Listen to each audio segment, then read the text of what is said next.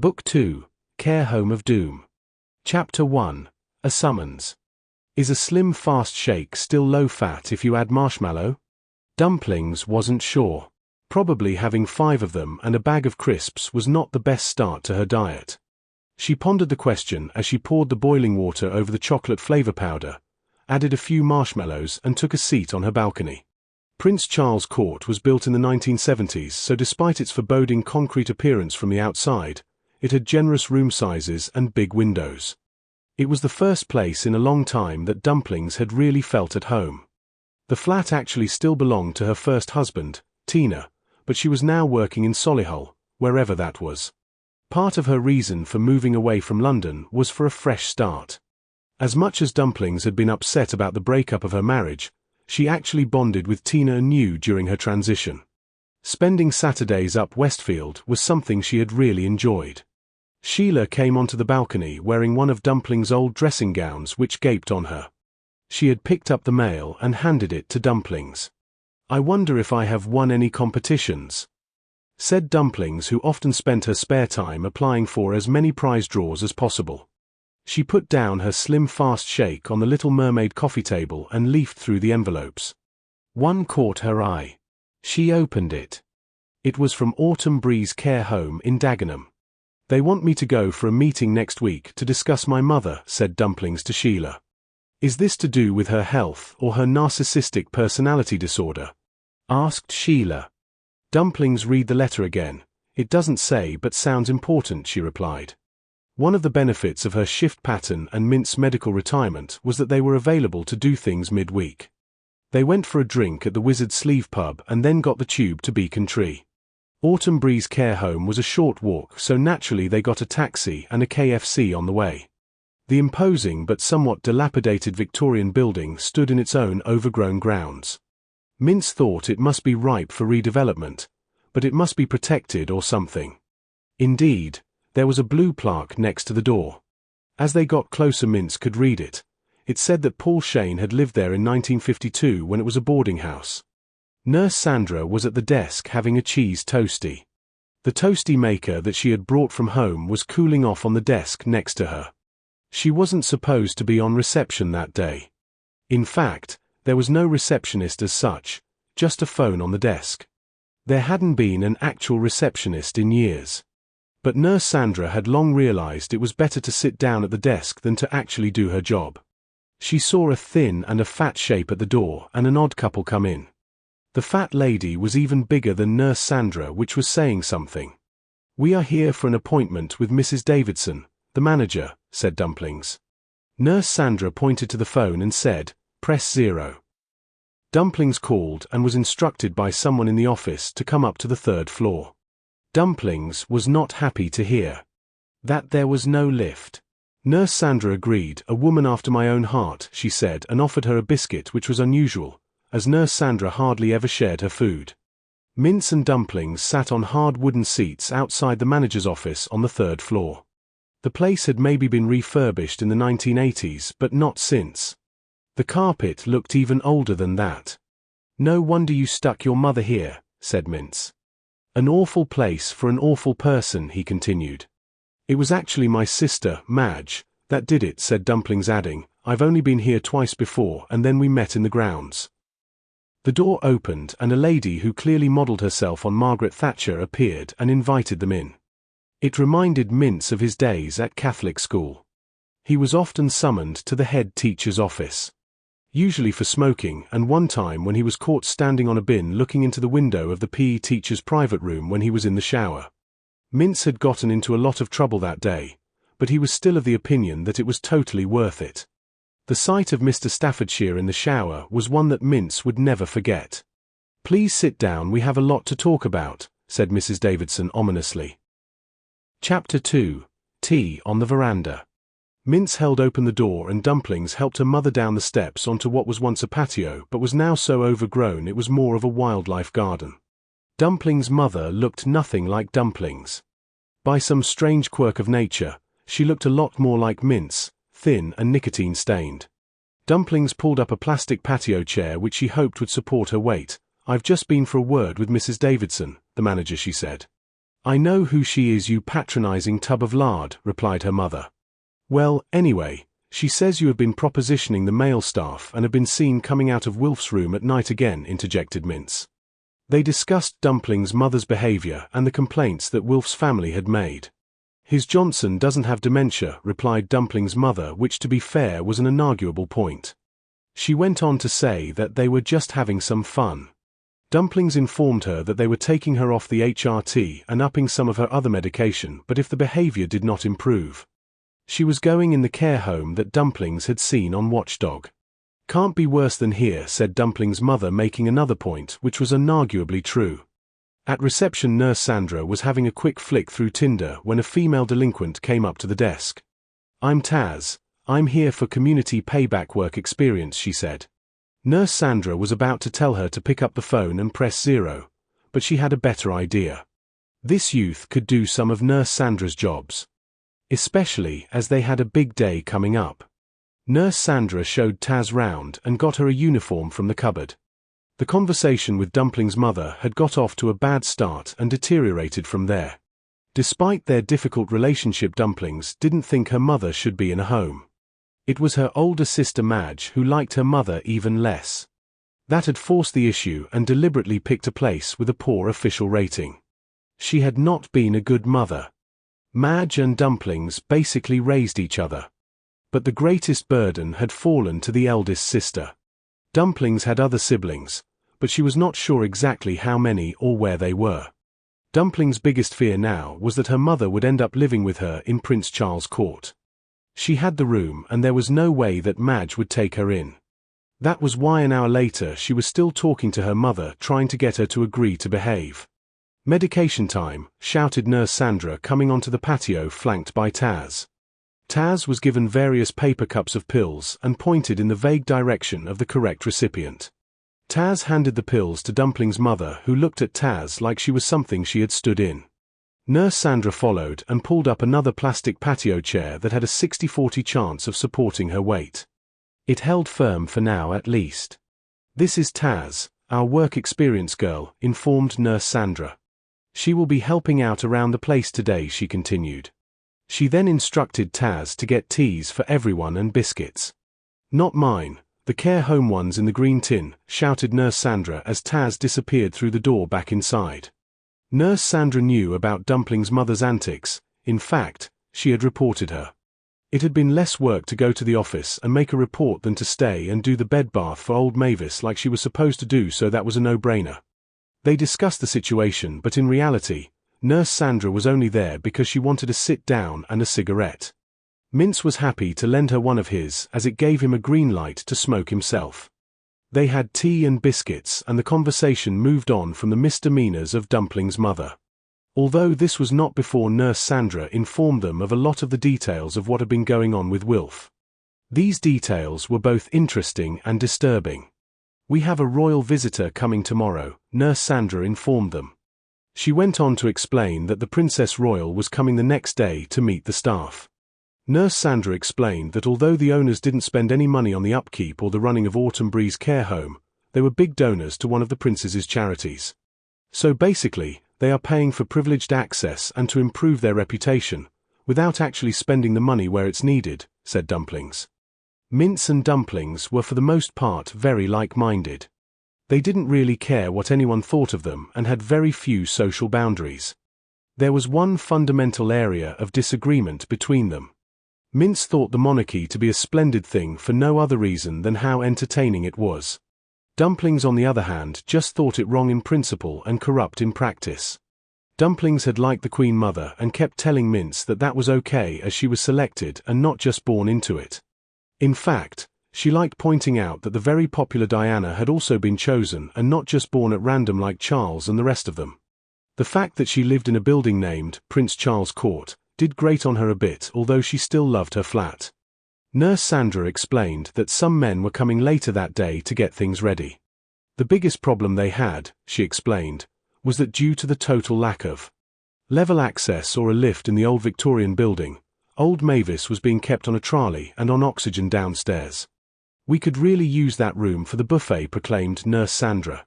She then invited Mince and Dumplings to come round the next day for the royal visit. She wasn't supposed to invite anyone, but it was nice to have someone larger than herself in the room, and this Mince person seemed to be a good source of free cigarettes. Chapter 3: A Timely Death. On hearing that burly workmen were coming to try and make the dilapidated care home presentable, Mince and Dumplings decided that they could stay a bit longer. This was even if Dumplings had to endure her mother's caustic tongue. The plan was to erect a marquee in the grounds. This would help hide how overgrown most of the grounds were and keep people out of the building as much as possible. The biggest logistical problem was that old Mavis was in the room next to the kitchen. This was probably a dining room originally when it had been a manor house, but now was subdivided into an extended kitchen, cupboard, and general-purpose room which was being used for old Mavis. Old Mavis should have been in a hospital, but with no family and stretched resources, no one much cared. The room would make the perfect place for a buffet as it wasn't too shabby, was handy for the kitchen, and had direct access to the outside area. Mrs. Davidson, Nurse Sandra, and Taz were discussing the plans. Mince and Dumplings were in the TV lounge watching Bullseye on Challenge TV. The TV lounge was not suitable for the buffet as the ceiling had collapsed a few days ago and had not been fully cleaned up. Plus the easy chairs smelt strongly of old people leakage. Mince and Dumplings had put plastic bags on the seats before settling in. Dumplings' mother's new medication regime was paying off early as she was snoozing on a commode in the corner. Later, Mince came out of the store cupboard with a charming older man who had caught his eye in the TV lounge. Nothing much had happened in the cupboard except for a bit of hands and faces. Dumplings was napping in an easy chair. She was beginning to see the appeal of care home life. There were lots of interesting people to talk to and a seemingly endless supply of biscuits. Plus, you soon got used to the smell. They were both startled to see a blue flashing light come through the window. They went into the hall and saw the police and paramedics coming through with some of the care home staff stood about watching. Some of the contractors had also arrived and were stood about in overalls drinking tea. Dumplings asked Nurse Sandra what was going on. "Old Mavis has met a not untimely end," said Nurse Sandra. Dumplings asked why the police were about. Nurse Sandra said she wasn't sure, but Mrs. Davidson, on joining the conversation, informed them that the death was suspicious as the oxygen tanks had been deliberately disconnected. "They were found in the garden next to an office chair," replied Mrs. Davidson, trying to keep her composure but clearly conflicted. On the one hand she could do without the fuss and the hassle, but on the other old Mavis was a burden, and now they could use the room for the buffet tomorrow. On hearing all this, Mince looked at Dumplings and Dumplings looked at Mince. "This looks like another case for Mince and Dumplings' ace amateur detectives," they said in unison. A passing police officer looked at them, then looked away. Mince and Dumplings went back out into the garden near where they sat earlier that day. It was possible to look into old Mavis' room from there. The door to the garden was open, and not far from the patio they could see 2 oxygen canisters and an office chair lying in the overgrown grass. There was police tape running from the door to the oxygen canisters, and consequently half the patio area was sectioned off. "We need motive and something else," said Mince as they sat down at the plastic patio table. "Opportunity," offered Dumplings, taking her seat, which she hoped again would cope with her weight. "Yes, that's it," replied Mince. "Why would anyone take the canisters outside?" pondered Dumplings. The contractors continued their work, which consisted largely of installing large pot plants out the front, inside and out the back, basically anywhere where they wanted to screen off an area of dilapidation. On closer inspection it was clear that the plants were plastic, and it turned out they were only on loan. A marquee was erected out the back. This had the advantage that it covered up the overgrown grass and hid the area of trees which were strewn with plastic bags at various stages of decay. Nurse Sandra joined Mince and Dumplings and commented that the place actually looked presentable. "Will the royal visit be on TV?" asked Dumplings. "The owners will have a cameraman organized, and it will be milked for all it is worth on social media," replied Nurse Sandra. She put a biscuit in her mouth and continued, "But I don't think it will be on TV." Taz came out with a tray, and Mince adjusted his seat so he could better see the men installing the marquee. Mrs. Davidson came and joined them. "I need a cigarette," she said, and Mince obliged, still looking at the workmen. "Did old Mavis have any enemies?" asked Dumplings. "Usually, Mince would take the lead, but he seemed distracted. "Not that I know of," replied Mrs. Davidson. "Only time," said Nurse Sandra, who then told Mince and Dumplings how old Mavis was 96, had been at the home for 3 years and had no family that anyone knew of. Dumplings' mother came out onto the patio looking a bit confused. "Why are you still here, you massive disappointment?" she asked Dumplings. Dumplings didn't reply. Her mother sat at the last remaining seat and promptly dozed off again. They discussed the royal visit and agreed that the pot plants really did hide a multitude of sins. Once the workmen were out of sight, Mince asked Dumplings to escort him back to the TV lounge so they could have a chat in private. "We have some ace armature detecting to do," he told Dumplings earnestly. Chapter 4: Mystery Solved. Mince and Dumplings compiled a short list of suspects and decided to look around the care home for clues. Despite Dumplings' reluctance, they went back upstairs as it seemed a good idea to start at the top and work their way down. The care home had a haphazard layout and had been altered many times over the years. Mince and Dumplings were surprised to discover that some of the residents were wheelchair-bound and resided only on the upper floors. "This place should be shut down," said Dumplings, then on reflection thinking about her mother added, "or at least they should install a lift." Mince and Dumplings did not find much in the way of clues around the care home, but they did actually discover a disused lift in an extension to the building. It was being used as a cupboard filled with boxes of Tenor Lady. The doors on the other floors were securely sealed off by crossed mops and some very old, very faded signs saying "Danger, lift shaft." Mince was pleased to discover that the window from the top of the extension gave him a good view of the workmen who were finishing up the marquee and generally moving things out the way. From a different window in the extension, Dumplings could see old Mavis being wheeled out on a trolley. They had to bump her down the few steps at the front, which was not a dignified way to go. Bereft of clues and ideas, Mince and Dumplings went out the front so that Mince could have a cigarette and Dumplings could collect a pizza she had ordered. Mince and Dumplings heard a swooshing sound and giggling coming from the side of the building. They poked their heads round the corner and saw Taz sat on an office chair letting off a fire extinguisher to propel herself backwards. She was having a great time and Mince had to admit that it looked like fun. They were distracted by the arrival of Dumplings' pizza. They left Taz and walked down the side of the building to the rear patio. The canisters had been removed and replaced with a large plastic pot plant. The police and workmen had gone, and overall, the area looked a lot smarter. The plastic furniture had been removed and in its place was some temporary decking and wooden benches arranged in a circle. Dumplings was pleased that she did not have to take her chances on the strength of the plastic chairs, although she would have preferred for them to have left the table. Nurse Sandra and Taz came to join them. Nurse Sandra looked irritated and Dumplings, in a rare act of culinary generosity, gave her her last slice of pizza. It turned out that Taz had been at the medication trolley and generally causing problems.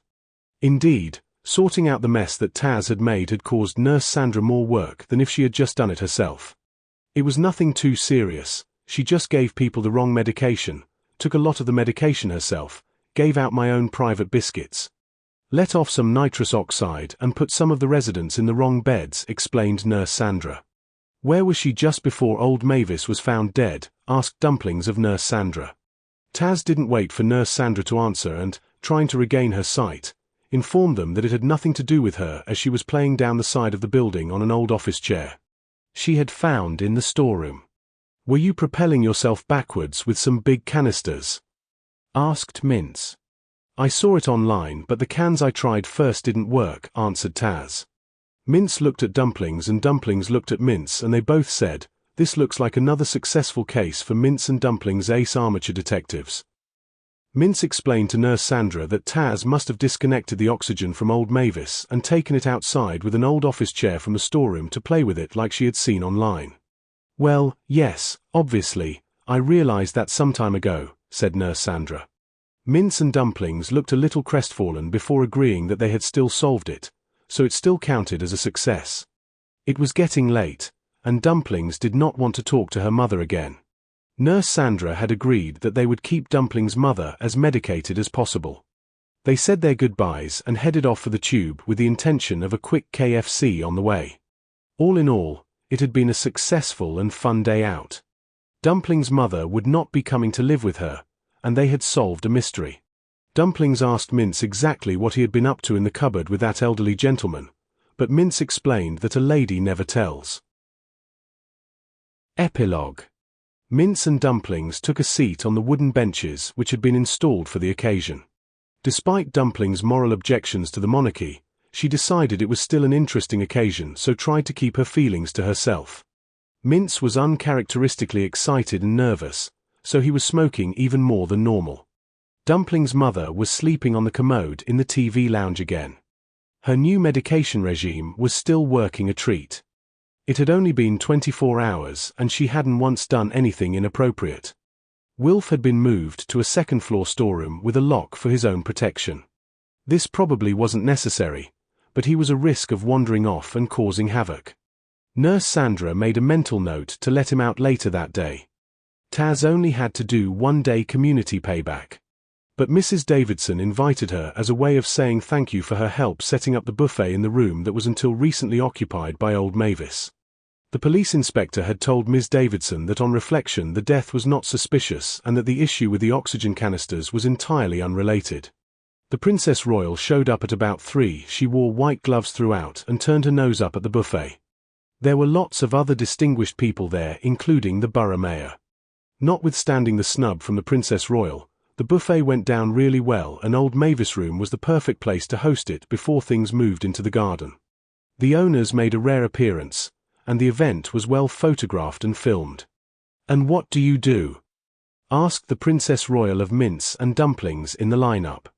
"We are Mince and Dumplings ace amateur detectives," they said in unison. The Princess Royal smiled, said fascinating, and moved on promptly. Later, Dumplings saw an opportunity to speak to the owner. She backed him into a corner and let rip. She talked about the lack of facilities, the general dilapidation.